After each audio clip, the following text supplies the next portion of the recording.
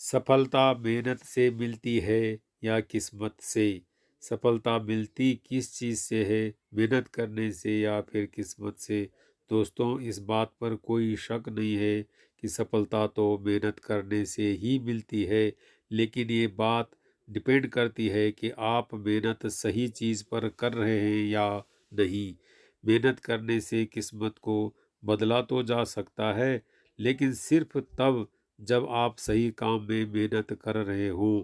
ऐसे हमें इसे ऐसे समझते हैं, मान लो एक मज़दूर जो अपने काम में पूरी मेहनत करता है और सारी ज़िंदगी मेहनत करता है, लेकिन वो अपने अंतिम समय तक भी एक मज़दूर ही बना रह जाता है।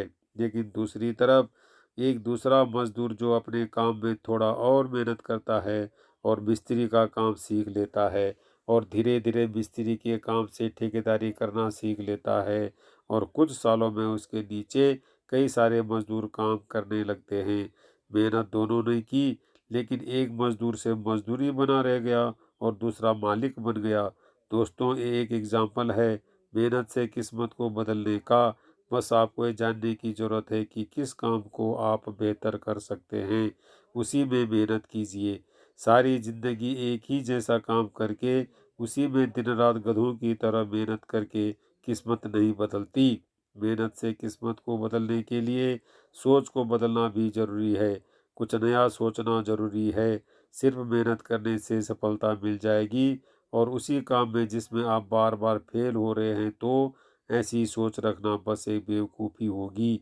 सिर्फ मेहनत मत करो, ये भी देखो कि जिस काम में आप मेहनत से लगे हो, उस काम में आप आगे भी बढ़ पा रहे हो या नहीं।